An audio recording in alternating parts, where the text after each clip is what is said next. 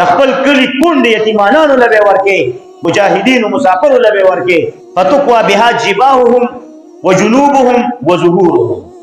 نو دا به داغول شي دلته په دې مال جباههم د دوی تندي، وجنوبهم او د دوی اړخونه، وظهورهم او د دوی ملاګانې. او فرشتې به ورته وایي هذا ما کنزتم، دا ستا هغه جمع شوی مال دی، دا ستا هغه خزانه ده چې تا سره او سپین زر ساتلي وو، زکات به دې نه ورکو. هذا ما کنزتم، دا هغه خزانه ستا ده. لانفسکم، د ځان ستا دپاره، تاسو د خپلو ځانونو دپاره دا جمع کړې وه. فذوقوا ما کنتم تکنزون، نو غوسه کوي. فذوقوا، نو غوسه کې. څومره ښکلی کلام دی دا قرآن مجید یاره. د دې سرکشو ظالمانو او دا زکات نه ورکوونکیانو خاطر نه کوي الله تعالی د دې ظالمانو. فذوقوا، وسکئ، دا به ورته وایي فرشتې وسکه، وسکه دا څه چې وسکه، دا عذاب وسکه، دا داغونه وسکه د جهنم د اور. ولې وسکه؟ ما کنتم تکنزون، د هغې د وجې نه چې تا به جمع کول نو دا خو تا ځان نه جمع کړی دی که نه، دې داغونو نه دې جمع کړی دی مال، سره او سپین دې جمع کړي دي، نوټونه به دې شمارل، د خدای زکات نوم به دې نه و، د الله په نوم ورکړه نه وه. بس اوس وسکه، عذاب سکه. دا انجام د چا دی؟ څوک چې زکات پې فرض یو نه ورکوي او سره او سپین او نوټونه جمع کوي، پیسې جمع کوي او زکات د الله په لار کې نه ورکوي. فذوقوا ما کنتم تکنزون، دا به ورته فرشتې فرمایي. دا سورې توبه شوه. دې مسلم شریف کې محبوب علیه السلام اوس حدیث له راشي، د قصره او سپین دا به ورته داسې پتري کي چې لکه دا ځای ډېر نیسي،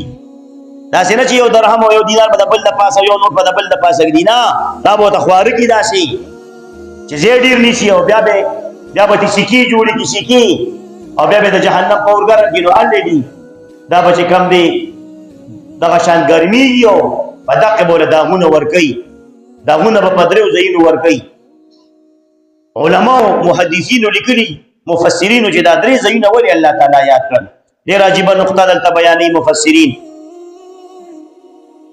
چې دوی ته الله تبارک وتعالی به دا داغونه فتقوا بها جباههم وجنوبهم وظهورهم، تندي، اړخ او ملا، په دې ملاګانو په دې به دا داغونه ولې په دریو ځایونو د الله تعالی یاد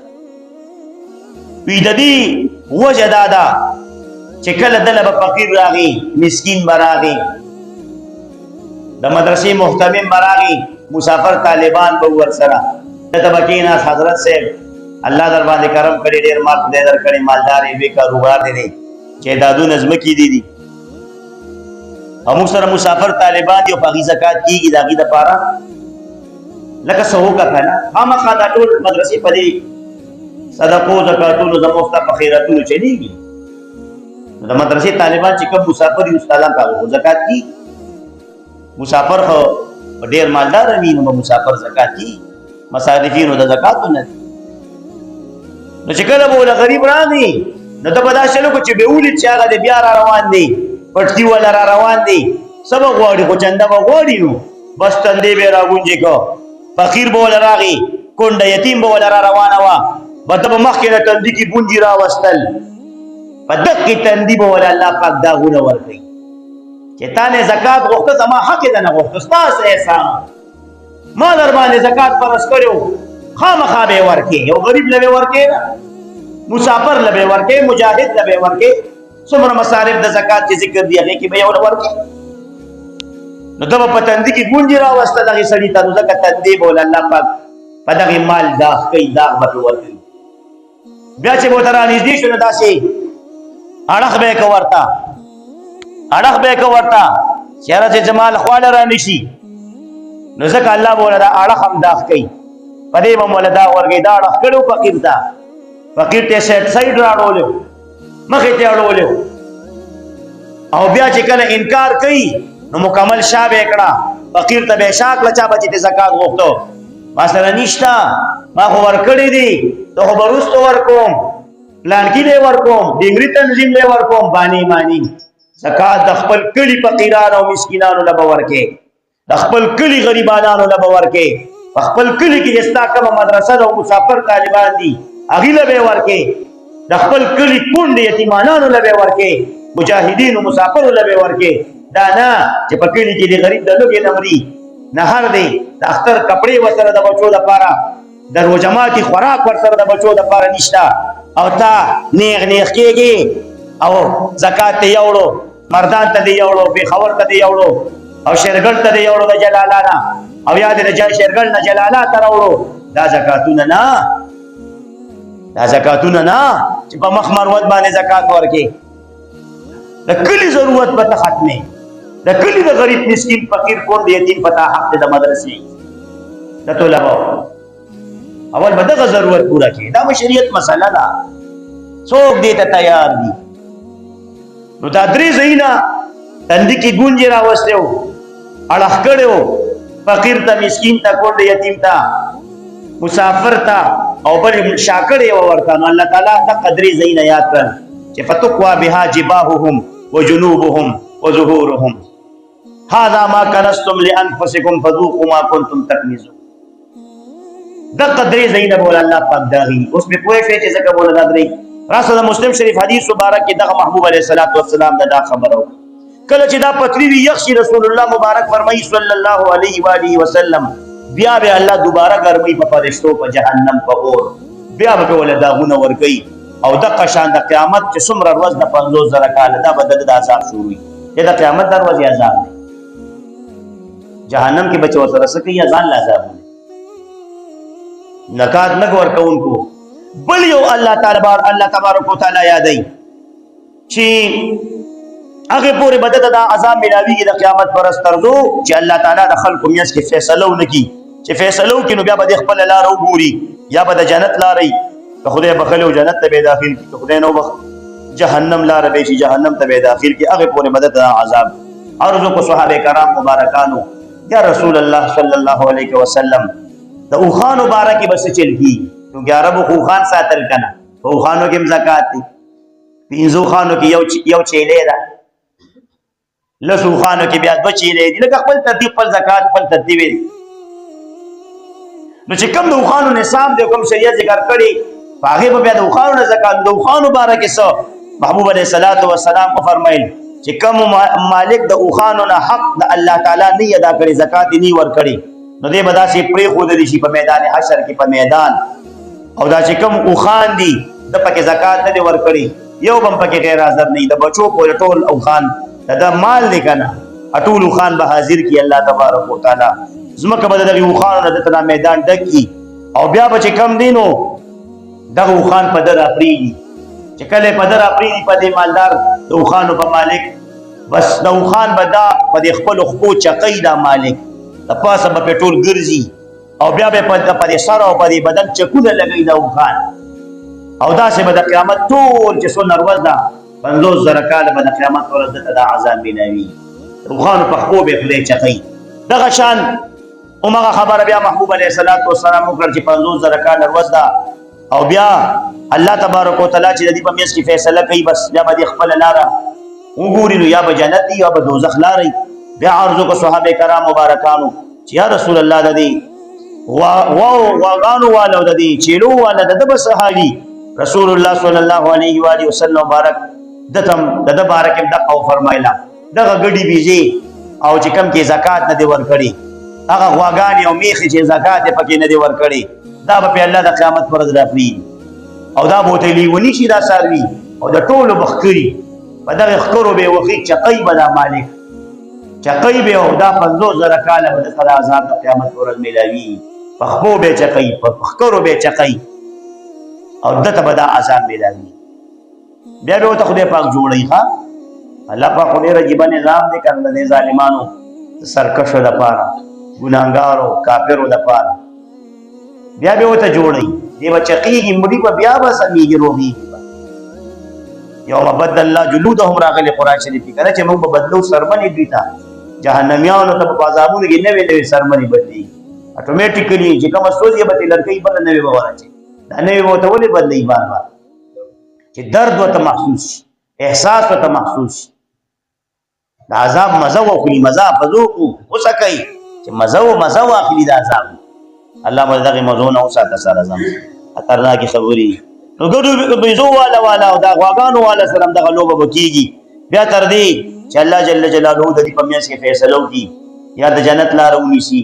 دا سړی او یا د جهنم لار ونیسي د دې نه دا پته لګي دا جنت پکې رسول الله صلی الله علیه وسلم مبارک ذکر کړي اهل سنت والجماعت زموږ د عقیده ده چې په ګناه کبیره زکات نه ورکول دا ګناه کبیره ده دې سره انسان په ګناه کبیره کافر کیږي نه جهنم دتلو سبب ګرځي د عذابونو سبب ګرځي کافر کیږي نه کله به کافر کیږي مسلمان چې کله د یو قطعی حرامنا انکار وکي هغه ته حلال وي یا قطعی حلال او حرام ورته وي لکه د زکات منکر بیا کافر اب همیشه د پاره بجال یو کس وی الله دې نه کې مسلمان ځان ته کوئی مړه زکات پکې چاره وستي بس دې زکات پکې چاره وستي پدا کافر شو کوم نکای چې کړي د مسلمانې بیبي سره هغه نکای ماته شو بیبي په طلاق شو بیبي په فورن جدا کړي او دا مرتد شلار زکات پکې چاره وستي تاسو دې پوهیږئ چې چا پکې راوستي ته چې چا پیدا کړي خو هغه رب پکې زکات راوستي دی کنه هغه فرض کړی دی د دې زمانی یو مولا خو پتا نه دی فرض کړی دا زکات قطعی فرض دی ورکول د دې انکار دا کفر دی کافر شي الله تعالی د داسې حالاتو سره زما اوسه اخیره زمانہ محبوب علیہ الصلوۃ والسلام روایت کی فرمایي کړه سړی به ټول ورځ مسلمانی چې ماښام ما سوتل شي د شپې به کافر شي سار را پاسي شپه په تیر شي کافر پر را پاس ایمان اسلام به دې ایمان به دې دا زموږ استاد د جبې د الله سره ډېر خلک کافران شو شپې به مسلمانی او چې سار شي کافر وي سار به مسلمانی ماقام به کافر شي روزه به داسې غړي وړي وي ګستاخی کلمات به وي چې هغه باندې بدل ایمان او اسلام راشي چرته ګوره د دین پسې ټوکېونه کوي روزو پسې ټوکېونه کوي په زکات پسې ټوکېونه کوي په حج پسې وغیرہ وغیرہ د دین په شعائر پسې ټوکېونه کوي په انبیاء کرام علیهم السلام سپکونه وایي پر ایمان به بیا پاتې نشي الله مدد عملونه سره زما وساته خطرناکي خبرې دي لہذا په دې حدیث مبارکي دا د زکات نه ورکوونکو انجام رسول الله صلی الله علیه وسلم مبارک دا د قیامت دروازې بیان کړي دا د قیامت دروازې بیان کړي مرته د جهنم سزاګانې ځان لري چې څوک زکات نه ورکړي رئیس المفسرین عبد الله ابن عباس رضی الله تعالی عنہ مبارک فرمایي چې په قران مجید کې درې خبرې داسې دي چې هغه د درو نه بغیر نه قبلې الله تعالی هغه یو خبره ده واقیم الصلاه و اتو الزکات چې څوک مونږ کوي او زکات نه ور کوي نو د مونږ الله تعالی نه قبل د زکات نه ور کوونکو مونږ خدای پاک نه قبل وره دا خبره زکات فرض دي کنه خدا دا ډیپند ګوره کوي چې به مونږ نه قبلېږي د داسې مسلمان اطیع الله و اطیع الرسول سوچ د الله تعالی اطاعت کوي او د رسول صلی الله علیه و سلم اطاعت نه کوي دا دوه ټکي بار بار راځي دا دوه جملې په قران مجید کې کړه چې د رسول الله صلی الله علیه و سلم اطاعت یې ونکړو دا الله اطاعت ټول مرکو دا اطاعت دې او قبلې اطیع الله هغه دی چې په اطیع الرسول باندې وشي اول با اطیع الرسول منی هغه نه پس د الله تعالی اطاعت دغه الله تعالی اطاعت دی او درېمه خبره انشکر لی ول والدیک زما شکریا ادا کړه الله تعالی فرمایي د مور او پلار شکریا ادا کړه څوک چې د مور او پلار شکریا نه ادا کوي کله ټول عمر د الله شکریا ادا کوي دغه شکریا الله په خپل قبلې اول به د مور او پلار شکریا ادا بیا به الله تعالی شکریا قبلې دا درې خبره په قران مجید کې یو ځای د یوې د وجه نه بلا الله پاک نه قبلې څوک چې زکات نه ورکوي د مونږ نه قبلې زما قول نه دی د ګورې عبد الله ابن عباس رضی الله تعالی عنہ قول تفاسیر ټول ذکر کړي بیا دا یاد وساتئ چې رسول الله صلی الله علیه و آله وسلم مبارک زمونږ او تاسو د زکات د دې په باره کې چې کوم دی نو هغه ټول د دې چې څومره مسایل دي د زکات هغه بیان کړي. لکه حدیث ما وخت ترمذی شریف خطبه کولستو محبوب علیه الصلاۃ والسلام فرمایي عبد الله ابن عمر رضی الله تعالی عنہ راوی دي من استفاد مالا فلا زکات فيه حتى يحول. چاته چې مال چې کوم دی هغه د چا په مال باندې هغه چا مال حاصل کو مال وته ملو شو حصول د مالو شو مال راغی لاسلا د یو انسان او دې باندې کال تیر شو نو الله بدی داغې نه زکات ورکړي. چې کال په تیر نه حولانه حول وته مونږ وایو کال په تیر نه دې به زکات نه ورکړي زکات په نه فرض چې کال په څنګه تیر شو بیا به زکات ورکړي. نو دغه شانو او بیا زمونږه د فتاوی لیکلي د فقه کتابونو لیکلي چې کوم انسان لم لیټ کوي په زکات نو ګور یاد وساته دې په دې باندې ګناهګاری. زکات کې بغیر د عذر تاخير کول دا په مذهب د اسلام کې جایز نه دی. تجب على الفور عند الحول حتى يأثم بتاخيره من غير عذر. فتاوى علمگیری دا عبارت ذکر کړی دی. فتاوى علمگیری فتاوى هندیم وتوي چې چا باندې زکات واجب شو بس فی الفور فورا چې کال څنګه پوره شو بده فورا زکات ورکړي. پدې کې تاخير بغیر د عذر نه دا کول ګناهګاری انسان دا انسان ګناهګار شي. الله حکم دی ته نه کېږي څه چي عذر هم ته نشته که څو عذر خیر دی که تاخير پکې راشي چې عذر نه زکات ورکړي کې به تاخير نه کوي مسلمان. لہذا د دې خبرو ډیر زیات خیال وساتئ او کوشش دا کوئ چې الله جل جلاله زموږ استاد سره ناراضه نشي. ځکه چې زکات نه ورکول په دې باندې رب ذل جلال ناراضه کیږي. حدیث مبارک د مصنف ابن ابي شيبه حدیث مبارک دی. رومنی درې کسان چې جهنم ته وځي رسول الله صلی الله علیه و آله وسلم مبارک فرمایي رومنی درې کسان چې دا به جهنم ته ځي. یو هغه حاکم دی چې دا مسلط کړی شي وي. مسلط پیژنې دا مسلط نه پیژنې لانشوي کافرو ظالمانو دا په قوم باندې مشر کړي حاکم کړي د خلکو د رعایا په منشا نه راغلي د قوم پته باندې راغلي نه سبا کوټونه موټونه تاسو کویږي نن سبا د قوم په اوټو په فیصله نه جوړ شي په شورا او جمهوریت د اسلام نه جوړ شي. یو د ګور اسلام جمهوریت یو د کفر جمهوریت دی دغه ګوره فرق دی. دا دلته چې کوم دین دا خو اسلامي جمهوریت نه دی نه یاد وساتئ. اگر که مانه وړیر مولیان په دې خپګيږي خدای دې زر پیری خپګي. تما ته دا وایا د عمر فاروق رضی الله تعالی مبارک شورا وکنه جمهوریت وکنه نو هغه کې د عمر فاروق رضی الله مبارک یا د مسلمانانو جمهوریت کې د عالم اوټ او دلته د یو بدکار فاسد فاجر اوټ برابر کیږي.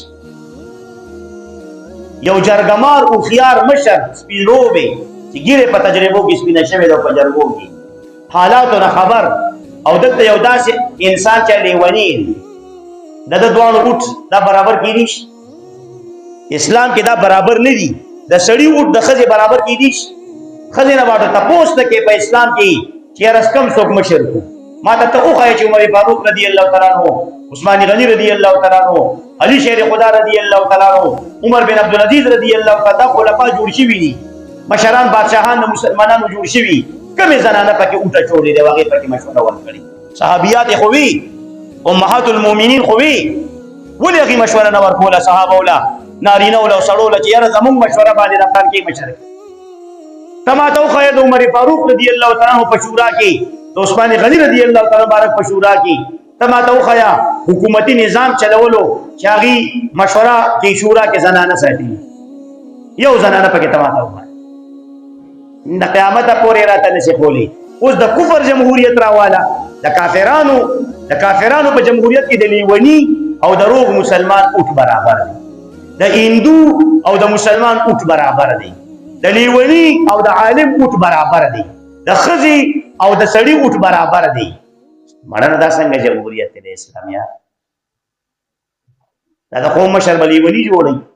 او دمان او جراګان پر غونډي یو هغه د قوم مشر جوړي مسلمانانو حاکم نو خو بیا به دغه شان شي ګان. نو مسلط حاکم ټولو نه مخکې به جهنم ته مسلط حاکم ځي. مسلط حاکم هغه حاکم دی چې بل چا لاونچ کړی دی، بل چا را لېږلی دی مسلمان قوم ته، او هغې په خپلو اشارو کټپوتلي وزیر اعظم، کټپوتلي صدر، کټپوتلي مشر حاکم، او هغې په اشارو چلی بل څوک او ظلمونه په قوم باندې کوي. دغه حاکم، دغه بادشاه، دغه مشر، صدر، وزیر اعظم چې څه ورته ته وې مړه، دا به ټولو نه مخکې جهنم دی، دا به ټولو نه مخکې جهنم. زه د چا نومونه نه لرم، زما د چا د نوم سره کار نشته، شریعت موږ د دې نه منع کړي. نو تاسو پوهېږئ دې ته مسلط حاکم ټولو نه مخکې به دې جهنم ته ځي. قوم غم ورسره نه ظالمي وینې څکي د قوم او د کافرو په اشارو چلي. او ډېر درباري مولیان دا به مو ورته لکې خوځئ را خوځئ، درباري مولیان دې دپاره، پیسو دپاره، کرسۍ دپاره، عهدې دپاره، دغه به مو سره خدای جهنم ته اچوي د دې حاکم سره چې څومره د ظالم حاکم چا ملګرتیا کړې، تر دې چې ستن تارې ورکړي ګنډلو جامو له، کپړې وله ګنډلي یو ظالم بادشاه له، دا ټول به خدای جهنم ته د دې ظالم بادشاه سره اچوي. په دې ټولو ځان ځله روایات. الله مو د ظالم د ملګرتیا نه سره زما وساتي. دا دعا یو غواړې، زه غواړم خدای د ظالم د ملګرتیا نه ما وساتي. دا جبا یو جمله د ظالم په حق کې د دې نه یا الله مو باسه چې ظالم ته په طاقت میلو نشي. د مظلوم د پاره زما دا جبا وچلو ورم جلال د مرګ پورې دا دعا زه غواړم، تاسو یې غواړئ. ظالمانو مرګري نشي ګورئ، دغه ظالم سره به د اور په صندوق کې بندي او جهنم ته به ورچي چې په یو جمله د ظالم مرګرتیا کړي چې دا دې موي چې ظالم حکمران دي او ته ډېر خسړې دي، ډېر خسړې دي، 15,000 روپۍ راکړي او دی خو هغه نور ظلم ته نه ګوري چې کم قتلونه کوي او ظلمونه کوي. مه کوه د ظالم صفت، بس غلي کېنه ځان پې خرابې، مزي هغې وکړې او جهنم کې به ورسره ته پروسته سوځې. د ده نه بل غټ لیونې څوک کېدي شي او قمقل چې مزي هغې وکړي. دنیا خو د مزو د چرچو ده که نه، سویمینګ پولې دي او د فحاشۍ اډې دي او شرابونه دي او کبابونه دي او چکرې دي، د یو ښار د بل ښار ته په جاز کې دي، په ځمکه نه ځي، خپې په ځمکه نه لګي، دا د کندو روډونه هغې نه ویني، هلیکاپټر کې خېږي یو ځای نه په بل ښار په هلیکاپټر کې کوزېږي. مزې هغې وکړي، هره هفته هره میاشت د ټولې دنیا ټورونه لګوي، چکرې لګوي، دلته ته چې کوم دی چمچه چمچه کېږي په دې ژبه د لاسه به تم ورسره جهنم کې بیا پروت. ولې صفت کوې د ظالم؟ د سړی صفت زه نه کوم، تاسو به هم نه کوئ د ظالمانو صفت،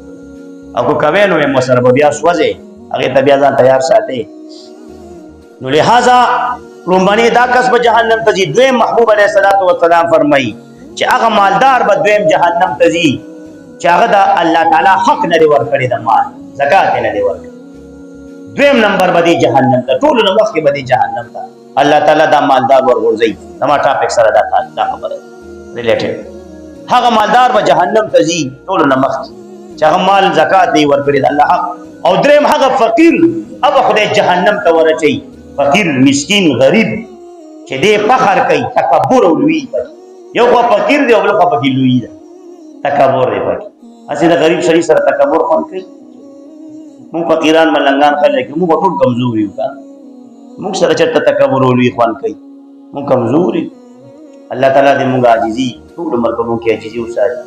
او هر انسان ځان نه بل د ځان نه غوره ګاڼه، غوره او ځان د هر انسان نه سپک ګاڼه، دې ته وایي عاجزي، دې ته عاجزي وایي. یو بل اخري خبره بس دا خو د زکات باره کې روایات شو، حدیث نور هم ډېر دي. الله دې هر مالدار مسلمان له د زکات په وخت ادا کولو توفیق نصیب کړي. دې دپاره په زکات مې دا څو خبرې وکړې. په تکبر خبره راغله، بس خبره ختمو. تکبر په چا کې نه خبرې نښې ده، یو څو ښیم په ده کې تکبر نه ښه. رسول الله صلی الله علیه و وسلم مبارک من بعد بالسلام بریء من الکبر، دغه حدیث هم مې خوا درته نه ویم. یو واقعه ته بیانو مختصر نو بس پوهه به شئ. پکې درې نښې دي. ابو هريره رضی الله تعالی عنہ، تاسو ته پته ده اصحاب صفه د مدرسې د رسول الله صلی الله علیه وسلم مبارک د مدرسې طالب علم او د مسافر په مدینه منوره کې دین د پاره راغلی پروت دلته سنو اکثر بدلو کې تد نه راپری و بیهوش بشو. دا سخت خو تاسو ته یاد دي د ابو هريره رضی الله تعالی عنہ کې زیات احادیث مبارکه 5374 احادیث مبارکه د روایت. دې مبارک بیا داسې وخت راغی زمانه چې دی گورنر شو د مدینې منورې. داسې وخت راغی، خوشحالي رااله، فراخي رااله. ان مع العسر یسرا.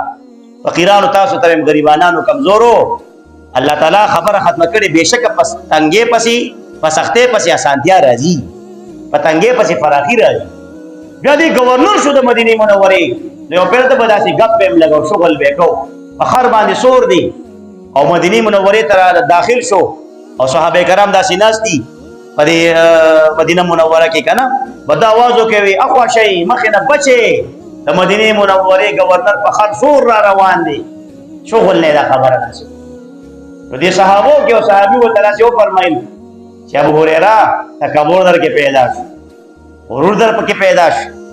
نو ده ورته وفرمایل دا خو ډېر لوی عالم و که نه، حدیثونه ورته داسې یاد و چې ورته وایي نه په ما کې تکبر چېرته دی، ما د رسول الله صلی الله علیه و وسلم مبارک نه اورېدلي چې چا کې درې صفتونه په ده کې چرې تکبر نه راځي. یو هغه انسان چې فخر سورلي کوي، ده کې تکبر نه وي، زه خو دا د فخر سور یم، فخر رالم. دویم هغه انسان کې تکبر نه وي چې څادر په بدن باندې په اوږه څادر اچوي. تاسو وایئ دا متکبر نه، سوټېډ بوټېډ سړی څادر په اوږه اچوي. دا د محبوب علیه الصلاة والسلام سنت مبارک دی، خو د سنتو په نیت اچوي، پوړې جمع اچو. چا چې څادر وي د ده تکبر نه وي، زما څادر هم دا دی په بدن، څادر مې ته اچو. او بل دریم دا صفت چې څوک په سلام کې پهل کوي، سلام کې مخکې کېږي په وړو غټو ټولو باندې، ده کې تکبر نه وي. نو زه چې رالم نو اول سلام ما په تاسو وکړو، سلام کې مې پهل وکړو، نو ما کې خو دا درې واړه خوبې دي، ما کې چېرته تکبر دی. دا درې خوبې په ځان کې راولئ. فخر خو سوالي موږ نشو کولی، دلته خراب شته هم نه و. زما هم ډېر ارمان دی، خو لکه چې ته موقع برابر شو د سنتو په نیت محبوب علیه الصلاة والسلام پې سورلي کړې که نه، صحابو پې کړې. نو یو دغه نن سبا د موټر سایکل هم او سایکل هم د دغې خر په ځای راغلی دی که نه، نوي شکل دی. او باقي چې کوم دی څادر ساتل او په سلام کې پهل کوي په هر مسلمان ډېر زیات ثوابونه دي پې. واخر دعوانا ان الحمد لله رب العالمین.